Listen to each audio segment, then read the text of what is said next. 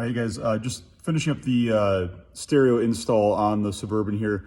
Just a couple things that people typically miss or overlook when they're doing stereo installs is they kind of just shove wires wherever.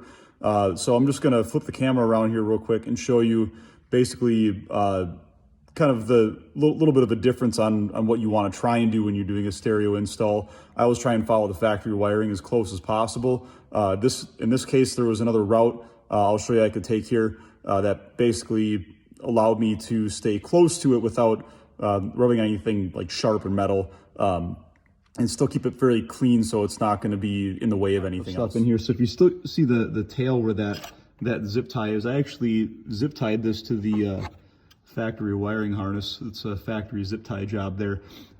So I've actually routed this just under this heating duct here and down. If you look at where all the stereo components are, not stereo, I'm sorry, electrical components are, I've routed this down here and I actually followed one of the wiring harnesses up through here to keep that away from anything where, you know, if there's going to be any service in the future, it'd be really easy to, you know, take that zip tie off to service that. And it's also not falling down. Like I could have left it just like hanging here behind the dash, but I've actually routed it up over the top here and then back through where the stereo comes in. And I always like leaving a little bit extra in case you got to pull the stereo out. You're not like restricted to this being just long enough for the stereo. You can actually take the stereo out significantly versus the factory connectors. This one comes out pretty far.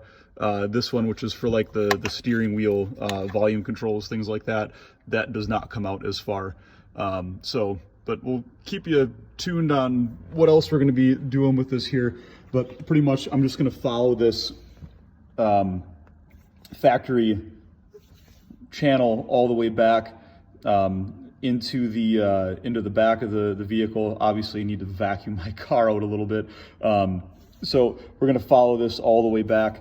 And pretty much once we get to the end of the vehicle, we're going to drill a hole, put a grommet through that hole, and then silicone that. So we always want to put a grommet through when you're putting wiring anywhere through the body.